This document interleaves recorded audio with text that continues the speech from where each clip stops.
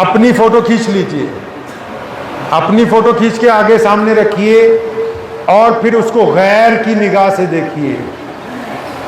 اگر آپ کو لگتا ہے کہ اس میں ایک ایسا مسلمان ہے جس کو غیر مسلم یہ کہنے کے لیے مجبور ہیں کہ اس سے بیپار کر لو، یہ بے ایمانی نہیں کرے گا، یہ ہمارے گھر میں کرایہ دار تھا، ہماری بیٹی کی طرف نگاہ نہیں اٹھاتا، ہم اس کے پڑوسی ہیں، اس نے کبھی ہم کو گالی نہیں دی، یہ میرا اسٹوڈنٹ رہا ہے، اس نے کبھی میرے سے بدتمیزی نہیں کی، یہ میرے استاد رہے ہیں، انہوں نے میں کسی اور کا مذہب ہونے کی وجہ سے مجھ سے نفرت نہیں کی، یہ میرے محلے کے دکاندار ہیں، انہوں نے کبھی غلط نہیں تولا۔ اگر آپ کی تصویر آپ کو یہ کہتی ہے کہ آپ ایک اچھے مسلمان ہیں تو آپ خوش ہو جائیے کہ قیامت کے دن اللہ اور اس کے رسول صلی اللہ علیہ وسلم آپ سے خوش ہوں گے۔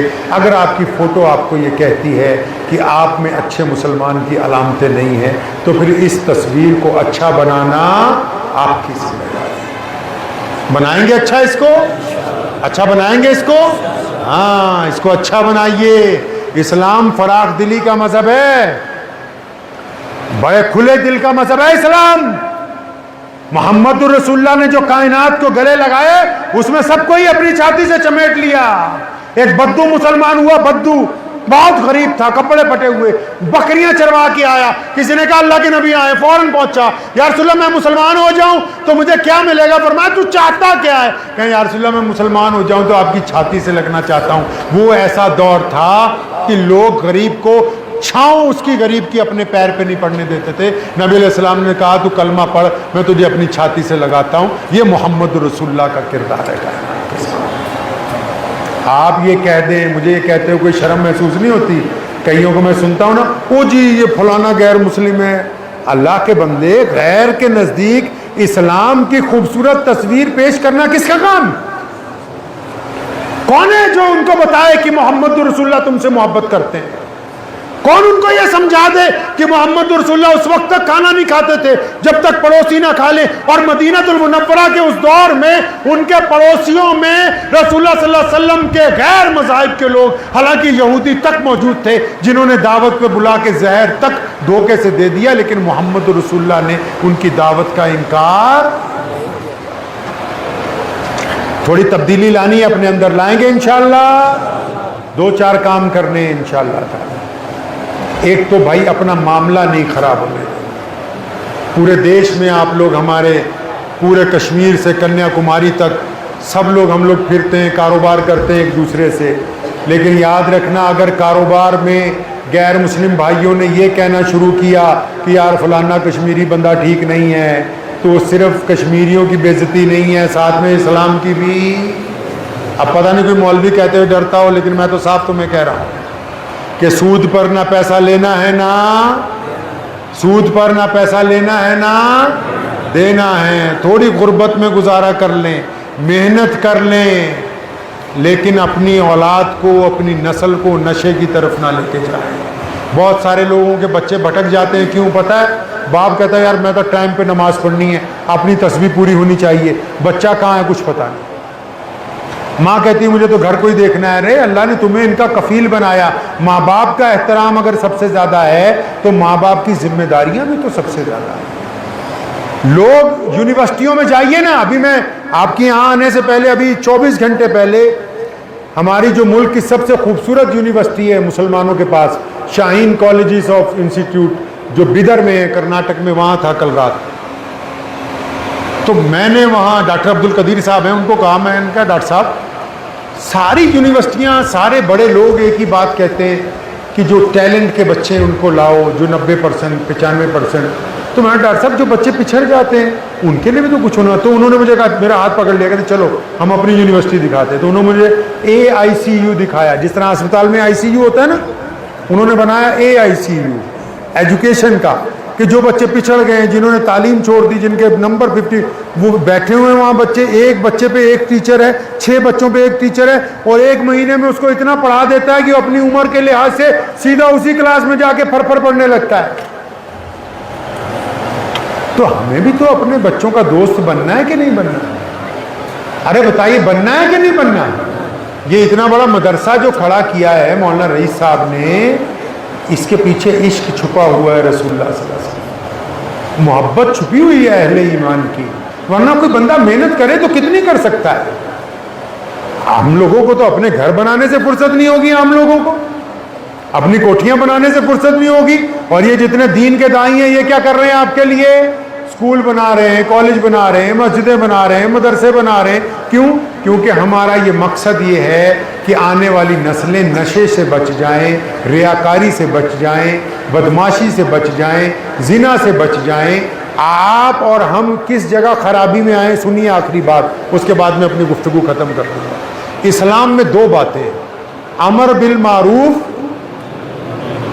وہ بھی پتا ہے آپ کو؟ ان کو پتا ہے سب کچھ پہلے سے؟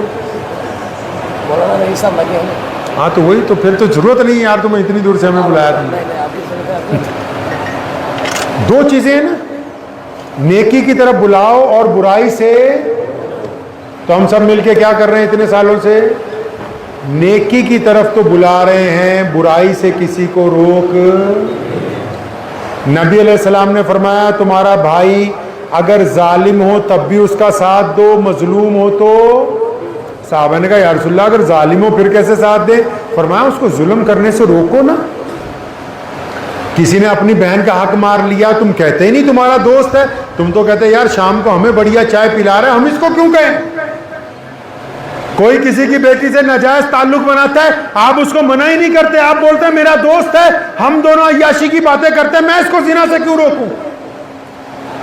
کوئی لوگوں کو سود پہ پیسے دے رہا ہے، آپ اس کے گھر روزانہ اٹھتے بیٹھتے ہیں، آپ کہتے ہیں میں اس کو کیوں ٹوکوں، یہ تو اس کا کام اچھا چل رہا ہے۔ آپ نیکی کی طرف تو بلاتے ہیں، گناہ سے اپنے لوگوں کو نہیں روکتے۔ یہ بالکل ایسا ہے جیسے کھیر کا پتیلا بنایا، اس میں پیشاب کے چند قطرے ڈال دیے، آپ وہ کھیر کھائیں گے نہیں، حالانکہ وہ قطرے پوری کھیر کو خراب کرنے کی طاقت نہیں رکھتے۔ لیکن یہ آج کل جو لوگوں کو کہہ رہے ہیں نیکیاں کرو، یہ بالکل ایسے ہیں جب تک آپ ان کو گناہ چھوڑنے کے لیے رضامند نہیں کریں گے اس وقت تک تبدیلی آنے والی۔ اور گناہ چھڑوایا جاتا ہے تنہائی میں بات کر کے۔ تانا دینے والا کون ہے؟ ظالم کون ہے؟ جو یہ کہتا ہے نا کہ میں منہ پر سچی بات کہتا ہوں، وہ گدھا ہے۔ جو آپ میں سے یہ کہتا ہوں نا کہ میں جو کہتا ہوں منہ پہ کہہ دیتا ہوں، وہ نالائق ہے، ایک نمبر کا بیوقوف ہے وہ، اور ایک نمبر کا بدتمیز ہے۔ کیوں؟ اگر یہ سچ بولتا ہے نا، جس طرح اس کا ڈائلاگ ہے کہ میں جو کہتا ہوں منہ پہ کہتا ہوں، اگر یہ جو کہتا منہ پر کہتا تو پھر یہ تمہیں بیٹھ کے کہہ دیتا کہ میں تمہارے گھر پہ آتا ہوں تو تمہاری بہن کی طرف گندی نگاہ سے دیکھتا ہوں۔ اگر اس کو سچ بولنے کی عادت ہوتی نا، پھر یہ کہہ دیتا کہ میں نے فلاں کے 10,000 ٹھگی مار لی تھی۔ اگر اس کو سچ بولنے کی عادت ہوتی نا تو پھر یہ کہتا کہ میں نے فلاں کی زمین پر ناجائز قبضہ کیا ہے۔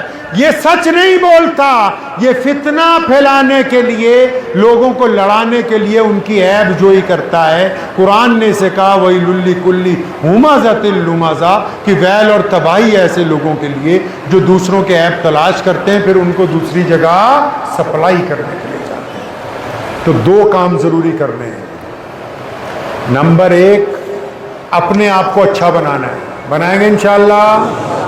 اپنے آپ کو اچھا بنانا ہے گھر میں، کس کو؟ نہ اپنے ماں باپ پر محنت کرنی ہے پہلے، نہ بیوی پر، نہ بچوں پر۔ سب سے زیادہ محنت کس پر کرنی ہے بھائی؟ کس پر کرنی ہے؟ زیادہ بڑا بدماش کون ہے؟ زیادہ کام کس نے خراب کر رکھا ہے؟ میں ایک جگہ جلسے میں گیا تو ایک ایسے ہی نوجوان بیٹھے ہوئے تھے مفتی صاحب، تو میں نے ان کو بولا بھی تمہارے گھر میں ایک بندہ خراب ہے۔ میرا مقصد تو یہ تھا بھی ان کو بتاؤں کہ بھئی ہر بندہ اپنے گھر میں خراب ہوتا ہے۔ تو آگے ایک نوجوان بیٹھا تھا، میں کہا تو بتا بھائی تیرے گھر میں کون خراب ہے؟ وہ بولا جی میرا باپو، میرا ابو بہت خراب ہے۔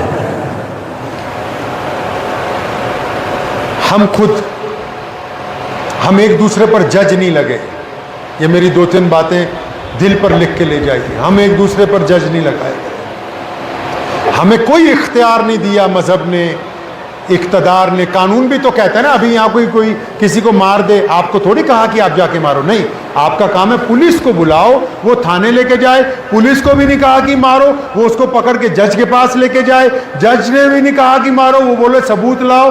جب یقین ہو جائے کہ یہی قصوروار ہے تو جج صاحب کو کہا کہ تم سزا۔ تو ہم ایک دوسرے پر جج تو نہیں لگتے ہیں بھائی؟ آپ کیوں ایک دوسرے کی برائی بازاروں میں کرتے ہیں؟ کیوں ایک دوسرے کی بہنوں بیٹیوں اور بھائیوں کی خبر رکھتے ہیں؟ کیوں ایک دوسرے کو ذلیل کرنا چاہتے ہیں؟ ارے بھائی یہ قانون فطرت ہے کہ جو بیجو گے زمین میں وہی کاٹو گے. زعفران کا پودا لگاؤ گے زعفران نکلے گا, کانٹوں کا پودا لگاؤ گے تو کانٹے نکلیں گے. ایک بڑی بری عادت ہے فطرت میں, اور اچھی عادت بھی ہے. کیا بری عادت یہ ہے کہ اگر آپ کسی سے برا کریں گے, گناہ کریں گے, تو وہ گناہ چلنے لگتا ہے, چلتا رہتا ہے, اور جس دن آپ کو زیادہ مدد کی ضرورت ہوتی ہے وہ گناہ سامنے آ جاتا ہے, ایسی ٹھوکر مارتا ہے کہ آپ اور مصیبت میں. اور اسی طرح ایک فطرت میں عادت ہے نیکی میں. آپ کسی ایک سے نیکی کیجئے چھوٹی سی, وہ چلنے لگتی ہے اور چلتی رہتی ہے. جب کبھی زندگی میں آپ زیادہ پریشان ہوں گے, جب آپ کو سہارے کی ضرورت ہوگی, وہ نیکی آ کے آپ کا ہاتھ پکڑ لے گی, آپ کو اس مصیبت سے نکال دے گی. کیونکہ نہ گناہ چلنے سے رکتا ہے نہ نیکی چلنے سے رکتی ہے. اب یہ ہم طے کر لیں کہ ہم نے آگے کس کو روانہ کرنا ہے, گناہوں کو روانہ کرنا ہے کہ نیکیوں کو روانہ کرنا ہے. تو اپنے آپ کو اچھا بنانا ہے, بنائیں انشاءاللہ. اپنی تربیت, جب آپ اچھے ہو جائیں گے تو آپ کے گھر والے اچھے, آپ کا سماج اچھا. اور دوسری ایک اپنے آپ سے وعدہ کیجئے کہ نماز نہیں چھوڑنی ہے. میں نے اپنے ابو جان شیر اسلام مولانا حبیب الرحمن ثانی لدھیانوی رحمۃ اللہ علیہ سے پوچھا, ہم نے بہت سب کچھ انہی سے سیکھا. میں نے کہا ابو جی اگر نماز پڑھنے کے باوجود گناہ نہ چھوٹے تو کیا کریں؟ تو کہنے لگے بیٹا اور اچھی طرح نماز پڑھو, اس وقت تک اچھی طرح نماز پڑھو جب تک تمہاری نماز تمہیں گناہوں سے روکنے والی. اچھی طرح نماز پڑھیں گے انشاءاللہ. تو دعا کیجیے اللہ تعالیٰ مجھے بھی آپ سب کو ان باتوں پہ عمل کی توفیق عطا فرمائے. مولانا رئیس صاحب کو اچھی صحت اور لمبی زندگی عطا فرمائے. اس مدرسے کو مزید ترقی عطا فرمائے. وآخر دعوانا ان الحمدللہ.